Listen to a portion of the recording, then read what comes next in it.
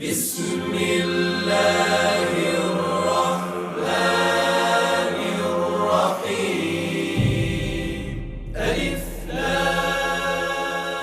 লাম র, এগুলো হচ্ছে একটি সুস্পষ্ট গ্রন্থের আয়াত। নিঃসন্দেহে আমি একে আরবি কোরআন হিসেবে নাজিল করেছি যেন তোমরা তা অনুধাবন করতে পারো। হে নবী, আমি তোমাকে এ কোরআনের মাধ্যমে একটি সুন্দর কাহিনী শোনাতে যাচ্ছি যা আমি তোমার কাছে ওহী হিসেবে পাঠিয়েছি, অথচ তার আগ পর্যন্ত তুমি এ কাহিনী সম্পর্কে ছিলে সম্পূর্ণ বেখবর লোকদেরই একজন। এটা হচ্ছে সে সময়ের কথা যখন ইউসুফ তার পিতাকে বলল, হে আমার পিতা, আমি স্বপ্নে দেখেছি 11টা তারা, চাঁদ ও সূরজকে আমি এদের আমার প্রতি সাজদাবনত অবস্থায় দেখেছি। একথা শুনে তার পিতা বলল, হে আমার স্নেহের পুত্র, তুমি তোমার এই স্বপ্নের কথা কিন্তু তোমার ভাইদের কাছে বলে দিও না। তারা তোমার বিরুদ্ধে ষড়যন্ত্র আঁটতে শুরু করবে, কেননা শয়তান মানুষের খোলাখুলি দুশমন।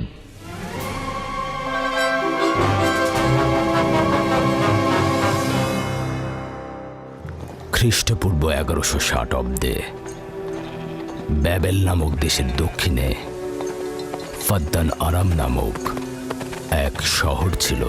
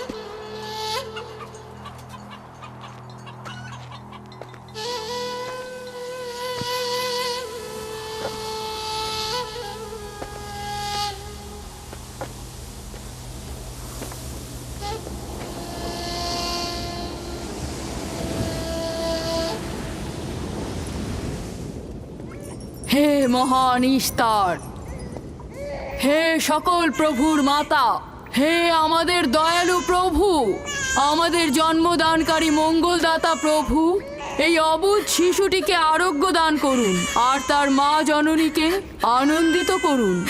এই অবুঝ শিশুর মাতা প্রতিজ্ঞা করেছে প্রভু, তোমার দরবারে সে মূল্যবান হাদিয়া প্রদান করবে।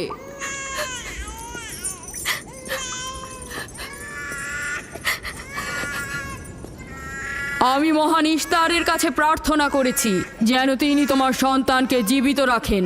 তুমি এখন তোমার সন্তানকে নিয়ে যেতে পারো। তুমি তোমার সন্তানকে ঠিক সেভাবে মানুষ করবে যেন সে বড় হয়ে নিজেকে ইস্তারের সেবায় বিলিয়ে দিতে পারে। আপনিও মহান ইস্তারের কাছে আমি অনেক কৃতজ্ঞ। মহান ইস্তারের ওপর রহমত বর্ষিত হোক। আপনার ওই ইস্তারের মেহেরবানিতে আমার মৃত সন্তান জীবিত অবস্থায় ফিরে এসেছে। ইস্তার মহান, তার ওপর রহমত বর্ষিত হোক। ইস্তার মহান, তার ওপর রহমত বর্ষিত হোক। মহান ইস্তার, তার ওপর রহমত বর্ষিত হোক। ইস্তার মহান, ইস্তার মহান, তার ওপর রহমত বর্ষিত। এই বাচ্চাটির মতো আমাদের সন্তানও নিশ্চয়ই সেরে উঠবে, তাই না? ইস্তার খোদা দয়ালু ও শক্তিশালী, তিনি নিশ্চয়ই আমাদের বাচ্চাকে সাফা দেবেন। হ্যাঁ, আমারও তাই মনে হয়। চলো যাই। তোমাদের এ কি হলো? তোমরা তো নিজেরাই ফেরেশতার সেজদা পেয়েছো, আর এখন কিনা নিজেরাই নিজেদের সেজদা করছো। এই পৃথিবীর সৃষ্টির সকল কিছুই ইনসানকে তাসলিম করে, আর তোমরা কিনা প্রাণহীন নির্জীব পাথরকে তাসলিম করছো। এই শোনো, খবরদার বলছি, তুমি এসব বেহুদা কথাবার্তা বলে আমাদের খোদাকে অপমানিত করবে না। আমি এই কথাগুলো নিজে থেকে বলছি না, আমি খোদা কর্তৃক প্রেরিত কথাগুলো এই কিতাব থেকে বলছি। এটি হচ্ছে আসমানি সহি কিতাব, যা আমার দাদা ইব্রাহিম নবীর উপর নাজিল হয়েছিল। আমি তার দিনের অনুসারী এবং এই কিতাবের প্রচলন ও দাওয়াত প্রদানকারী। নিজে থেকে কিছু বলছি না। ওই আসমানি কিতাবে কি লেখা আছে আমাদের খোদাদেরকে অপমানিত করতে হবে? আমি অপমান করছি না, শুধু প্রশ্ন করছি। যদি জেনে থাকো তাহলে উত্তর দাও, আর যদি না জেনে থাকো তাহলে স্বীকার করো। তোমাদের জিজ্ঞাসা করছি, ওই মন্দিরে রাখা ইশতারের মূর্তিগুলো কি তোমাদের প্রভু, নাকি তোমাদের তৈরি বস্তু? ইশতার তোমাদের উপর প্রভাব বিস্তার করে নাকি তোমরা ইশতারের উপর? ইশতার তোমাদেরকে শাসন করে নাকি তোমরা ইশতারকে? পাথরের তৈরি ইস্তার যদি দুর্বল ও অক্ষম হয়ে থাকে, তবে কি করে আমাদের বাচ্চাদেরকে সাফা দেয়? সত্যি কথা, আমরাও দেখেছি। হ্যাঁ, তার হাকিকাত আছে। ইশতার তার সন্তানকে সাফা দিয়েছে, আমি দেখেছি। ওই প্রজ্ঞাবান যিনি তোমাদের আহাজারি শুনেছেন, তিনি তোমাদেরকে সাফা প্রদান করেছেন, না ইশতার। যদিও তোমরা খোদা ছাড়া প্রার্থনা করেছো আর তিনি ছাড়া তোমরা সাহায্য চেয়েছো, কিন্তু তিনি সকল কিছু সম্বন্ধে অবগত আছেন, তাই তোমাদের আহাজারিতে তার রহমত বর্ষিত হয়েছে, তোমাদেরকে সে সাহায্য করেছেন। সাধারণ দৃষ্টিতে তোমরা ইশতারকে দেখেছো, অন্তর্দৃষ্টিতে দেখোনি, তাই মূল সাফা প্রদানকারকে চিনতে পারোনি। ইয়াকুবের কথার মূল অর্থটা আমি এখন বুঝতে পারছি। সে চাইছে যে আমরা আমাদের খোদাদেরকে বাদ দিয়ে তার খোদার ইবাদত করি। আমরা আমাদের খোদার অনেক কল্যাণকর কাজ দেখেছি, তোমার খোদার কি দেখছি? আমি তোমাদেরকে সকলের চাইতে ঊর্ধ্বে অবস্থিত খোদার দিকে আহ্বান করছি। তিনি সৃষ্টি সকল কিছুর চাইতে ঊর্ধ্বে। তাই নাকি? কি করে বুঝবো তোমার খোদা অন্যান্য সকল খোদার চাইতে ঊর্ধ্বে? তুমি আর তোমার খোদা ও ইস্তারের মন্দিরের ধর্মযাজকের মতো স্বর্ণরৌপ্য লুটে নিতে চাইছো না, তা কি করে বিশ্বাস করব? আমার বাস্তব অবস্থা হচ্ছে, আমি গভর্নর লাবানের নিয়োজিত রাখাল। আমার কোনো কিছুই নেই, আর কোনো কিছুর জন্য আমি কারো কাছে প্রতিদানও চাইনি। তোমরা কি আমাকে আমার কাজ অন্বেষণ না রাখালি করা ছাড়া আর কিছু করতে দেখেছো? দেখেনি জন্য কি এখন আমাদের দেখতে হবে? তুমি হয়তো সুযোগের অভাবে ভালো আছো, নয়তো তুমিও কোনো অংশে কম যেতে না। তোমরা সবাই একই রকম। ধর্মকে তোমরা মুখোশ বানিয়ে নিজেদের আখের গুছিয়ে নাও, সহজ সরল মানুষদের ঠকিয়ে তাদের সম্পদের রাজা হও। তোমার কষ্ট বুঝতে পারছি। তোমার সন্তান মৃত্যুর কোলে ঢলে পড়েছে, অথচ কেউ তাকে সাহায্য করতে এগিয়ে আসেনি। না ইশতার জাদুকর, না ওই মন্দিরের খোদা ইশতার। তাই সকল খোদাকে দোষারোপ করার অধিকার হয়তো তোমার আছে। মন্দিরের অক্ষম ইস্তারের সঙ্গে আমার কোনো কাজ নেই। আমার কথা তোমার না দেখা প্রভুর সঙ্গে। আমরা অনেক ধৈর্য ধরেছি আর অনেক কষ্টও করেছি। এখন আর কোনো নতুন খোদাদের ধৈর্য ধরার মতো অবস্থা আমাদের নেই। আমাদের ধর্মযাজক আসছে, ফারাজ তার কথার শাস্তি পাবে। পালাও ফারিস, তুমি পালাও। ওইদিকে পালিয়েছে। ওইদিকে যাও, ওকে বন্দি করে নিয়ে এসো। দেখো যেন পালিয়ে না যায়। ওকে ছেড়ে দিন, যে ওকে করে মাফ হোক ওকে দিন, ধরে নিয়ে ফিরবে। ওকে ছেড়ে দিন, ওকে মাফ করে দিন।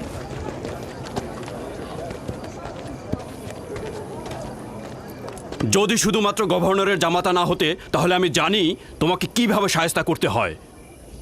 মন্দিরের কোনো প্রতিনিধির সাথে আমার কোনো কাজ নেই। তোমরা সবাই চলে যাও। ইয়াকুবের কুফরি কথায় তোমরা কেউ কান দেবে না, আর কেউ বিশ্বাস করবে না। তোমরা কি কেউ দেখছো না? হ্যাঁ, এই ইয়াকুব তার কুফরি কথাবার্তার কারণে ফাদ্দানে দুর্ভিক্ষ নিয়ে আসছে। আমাদের ধর্মযাজক ঠিক কথাটাই বলেছেন। ইস্তারের অভিশাপে বালা মুসিবত আসার পূর্বেই চলো চলো আমরা এখান থেকে চলে যাই।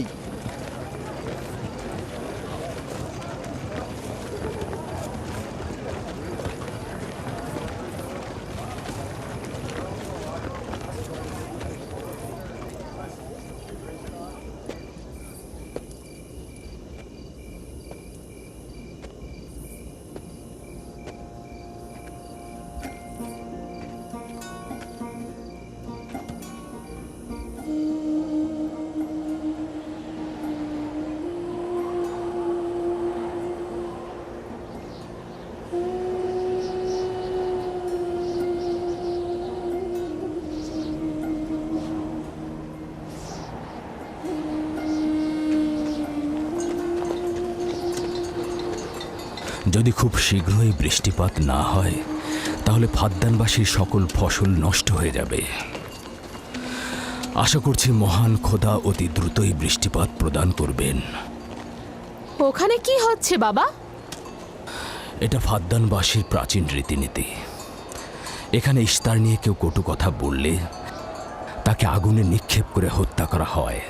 বিচার করা হয় না সে সত্য বলেছে কিনা।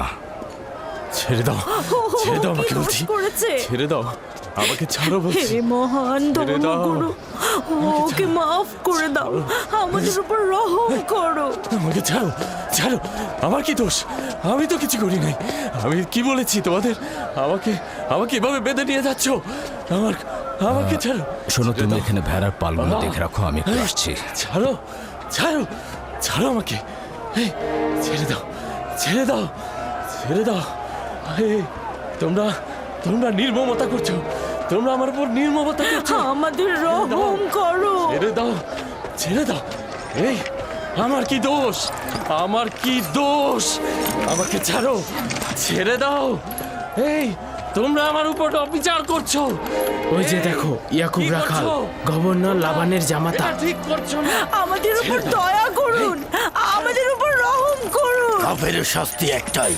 সাবধানবাসী তোমরা দেখে রাখো তোমরা অবশ্যই শাস্তি পাওয়া উচিত একদম ঠিক না আমার উপর অবিচার হচ্ছে আমি কিন্তু আমাকে এভাবে অমানবিক ভাবে পড়ানো হচ্ছে এটা তোমরা সহ্য করো না তোমরা জেগে ওঠো রক্ষা করুন ওকে রক্ষা করো আমাকে বাঁচাও বাঁচাও ফাদ্দানবাসী আমাকে বাঁচাও ফাদ্দানবাসী আমি বলছি আমি কোনো অন্যায় করিনি অভিযুক্ত ফারাজ ইস্তারের শত্রু ও পাথর দিয়ে ইস্তারকে আক্রমণ করতে চেয়েছে এবং আমাদের খোদাকে অসমর্থ ও নালায়েক বলে আখ্যায়িত করেছে।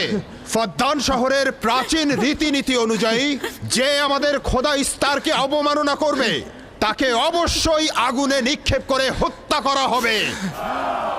ফাদ্দানবাসী তোমরা কি এরকম চুপ করে পাথরের মতো আমাকে দেখে যাবে তোমরা কি কিছুই বলবে না আমাকে এরকম অমানবিক ভাবে অত্যাচার করে পোড়াতে যাচ্ছে এই লোকজন তোমরা কি কিছু বেচারা ফারাস তোমরা কি নিশ্চুপ হয়ে সারা জীবন দেখে যাবে ফাদ্দানবাসী দয়া করুন রক্ষা করো আমাকে কেউ তো এগো একদিন আমার মতো তোমাদের কেউ এভাবে পুড়িয়ে ফেলবে ওরা তোমরা চুপ করে থেকো না তোমরা এভাবে আমাকে মেরো না আমার প্রাণ ভিক্ষা দাও আমাকে এভাবে মেরো না বেহুদা কান্নাকাটি করো না হয়তো রক্তের মূল্য পরিশোধ করো নয়তো আগুনে পুড়বার জন্য প্রস্তুত হও তাকে আগুনে ফেলো না আমাকে এভাবে পুড়িয়ে মেরো না করো আমাকে প্রাণ ভিক্ষা দাও ওকে ছেড়ে দাও হে ফদ্দানের জনগণ আমাকে মেরো না আমাদের রহম আমি একটা কথা জানতে চাই, তার রক্তের মূল্য কত? মূল্য কি তুমি পরিশোধ করবে? না ও নিজেই তো ইস্তারের শত্রু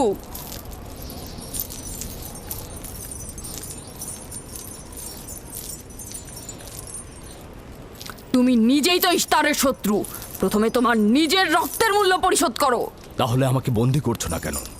বন্দি করো। অগ্নিপিণ্ডের মধ্যে নিক্ষিপ্ত হওয়া তো আমাদের বংশের প্রাচীন ঐতিহ্য।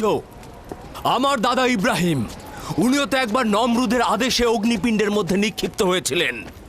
এখন পর্যন্ত তুমি যে গ্রেপ্তার হওনি তার কারণ তুমি হচ্ছ গভর্নরের ভাগিনা।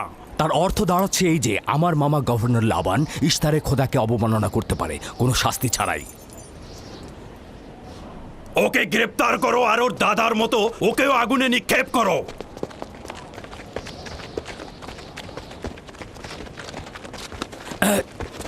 ছেড়ে দাও, আমার প্রশ্নের উত্তর দাও, ছেড়ে দাও আমাকে। এই, এখানে কি হচ্ছে এসব?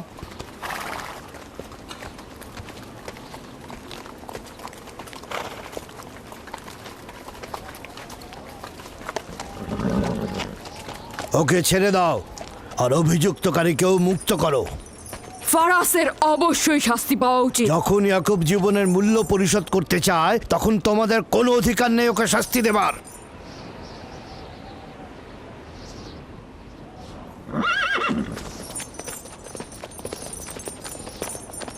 তাকে মুক্ত করে দিন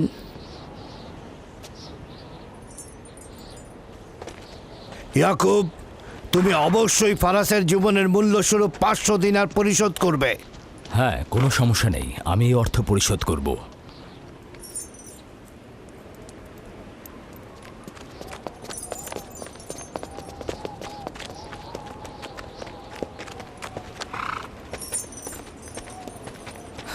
খোদা তাআলা আমার দয়ালু মামাকে হেফাজত করুক।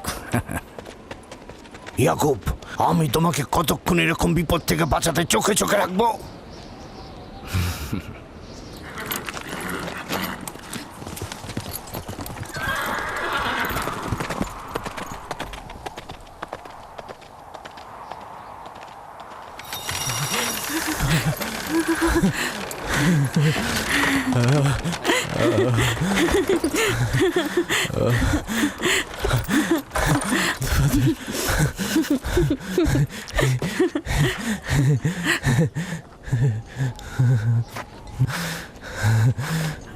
আপনি মহান, আমরা কৃতজ্ঞ, আমরা অনেক কৃতজ্ঞ আপনার কাছে, আপনার কাছে।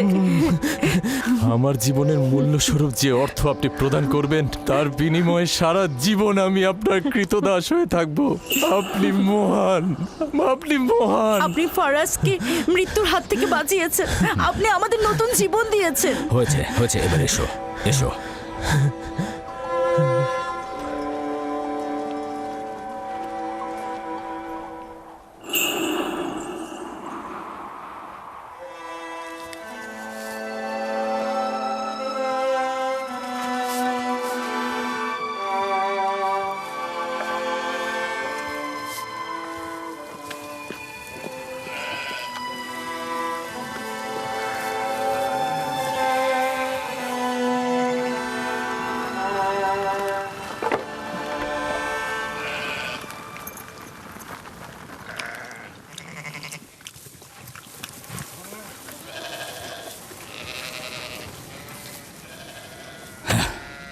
লোকটি আসলেই খুব ভালো, আসার পর থেকে শুধু কাজই করে যাচ্ছে। হ্যাঁ, বছরের পর বছর ইস্তার, ফাদ্দান ও ব্যাবলের লোকজনকে অন্যায়ভাবে কোরবানি দিয়ে আসছে। আজ তোমার পিতার জন্য আমি ও ফারাজ বেঁচে গেছি। আপনি ওর জীবন বাঁচিয়েছেন বলেই ও ইস্তার পূজা ছেড়ে এক খোদার ইবাদতে মশগুল হয়েছে। হ্যাঁ, তা হয়েছে রাহেলা। আসলে যখন সে মৃত্যুর হাত থেকে রক্ষা পেয়েছে তখনই এক খোদায় বিশ্বাস এনেছে। আমাদের মুসাফির কখন পৌঁছবে? খুব শীঘ্রই হে খোদার নবী, বেশি দিন বাকি নেই। বছরের পর বছর তোমার সন্তানের প্রতীক্ষায় রয়েছি। যদি খোদা চায় তো খুব শীঘ্রই এই প্রতীক্ষার অবসান ঘটবে।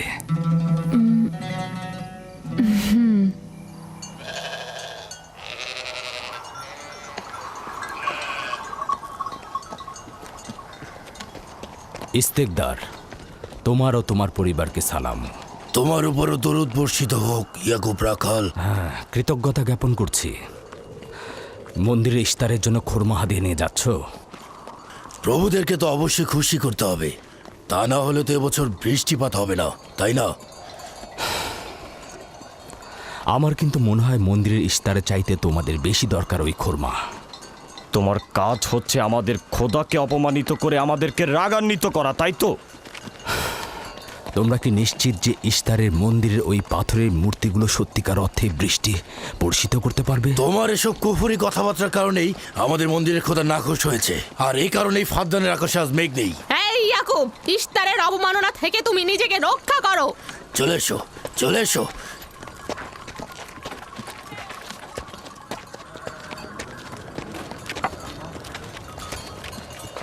এটা তোমাদের কেমন বিবেচনা? তোমরা শক্তিশালী ও দয়ালু এক খোদাকে রেখে নির্জীব পাথরের উপাসনা করছো। কেন তোমরা বিষাদগ্রস্ত জমিনে নিজেদের আত্মাকে এক খোদার ঈমানের নূরে আলোকিত করছো না?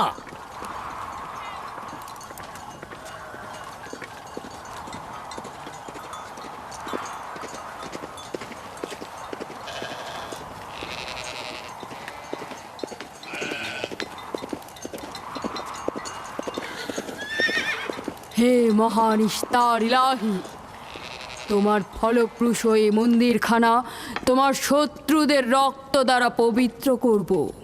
শুষ্ক মৌসুমকে এই অঞ্চল থেকে দূর করে দাও, তোমার রহমতের বৃষ্টি বর্ষণ করো। হে মহান ইস্তার ইলাহি, তোমার এই ফলপ্রসূ মন্দিরকে তোমার শত্রুদের রক্ত দ্বারা পবিত্র করব।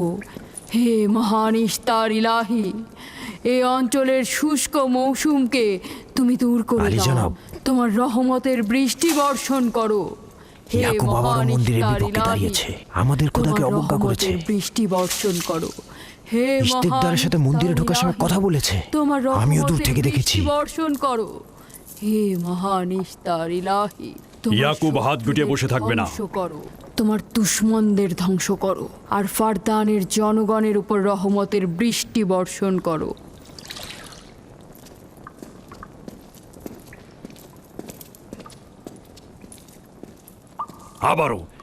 আবারও শুরু করেছে। আশা করছি ওর উপর এবার খোদার লানত বর্ষিত হবে। এখন আমাদের কি করা উচিত? লাবানকে এখানে ডাকো, তার সাথেই সমাধান করব। যত তাড়াতাড়ি সম্ভব লাবানকে আমন্ত্রণ করো।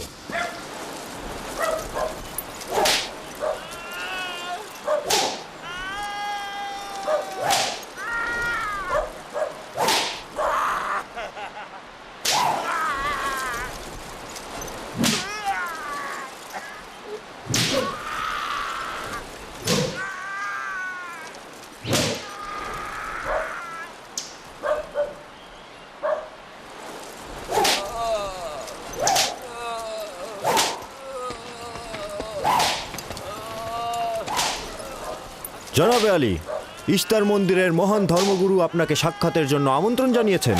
গুরুত্বপূর্ণ কিছু? হ্যাঁ জনাবে আলী। হ্যাঁ, এবার বন্ধ করো।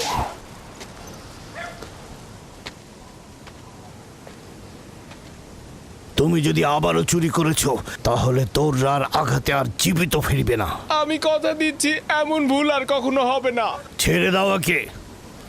এসো।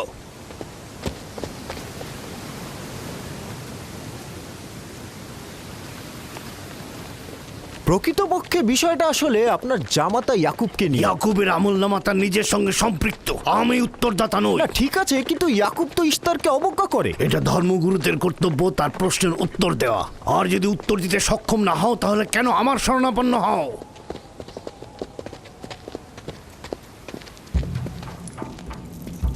খোদার চাইতেও বড় খোদা মহান ইস্তার রাগান্বিত হয়েছেন। আমি দুর্ভিক্ষ দেখতে পাচ্ছি, যা ফারদানের জনগণের জন্য শুষ্ক মৌসুম আর মৃত্যুর কারণ হতে যাচ্ছে। জনাবে আলী, আমি তার আপনি একটু মধ্যে অপেক্ষা করুন, আমি শোকার্ত ধর্মগুরুকে অবস্থা খবর দেখতে দিচ্ছি। মহান ইস্তারকে সে রাগান্বিত করেছে। এ অপমান ইস্তার সহ্য করতে পারছেন না।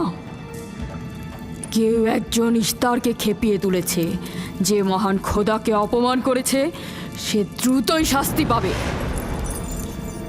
মহান ইস্তার তার বলি যাচ্ছেন। আমি ফারদানের শান্তি আর নিরাপত্তায় নিয়োজিত। আমার ভাগিনার কার্যাবলী দেখার জন্য নয়। তুমি অবশ্যই তাকে শান্ত করবে। অবমাননা করে? অবশ্যই করে। আমার মনে হয় আব্বা আপনি ভুল করছেন। সে অবমাননা করছে না, সত্য প্রচার করছে। আমার সন্তান বনি ইসরায়েলেরা কেন ক্ষমতা ও পেশি শক্তিকে মূল দণ্ড হিসেবে মনে করছে? আমি তো তাদেরকে পেশি শক্তি বা জোর করে চাপিয়ে দেওয়া কোনো কিছু শিক্ষা দেইনি। চিন্তা করো না, সব ঠিক হয়ে যাবে। খোদা মহান।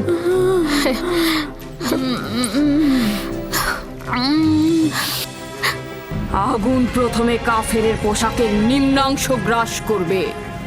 যারা ইস্তারকে অবমাননা করেছে, অতি দ্রুতই তাদের ধ্বংস আসন্ন। এই লোক নিজের জন্য কোনো রহম নিয়ে আসেনি, এবং সে তোমাদেরও কোনো রহম দিতে পারবে না। সে তোমাদের জন্য যেমন দুর্ভিক্ষ নিয়ে আসছে, তেমনি তার স্ত্রী পুত্রের জন্য মৃত্যু ডেকে নিয়ে আসছে।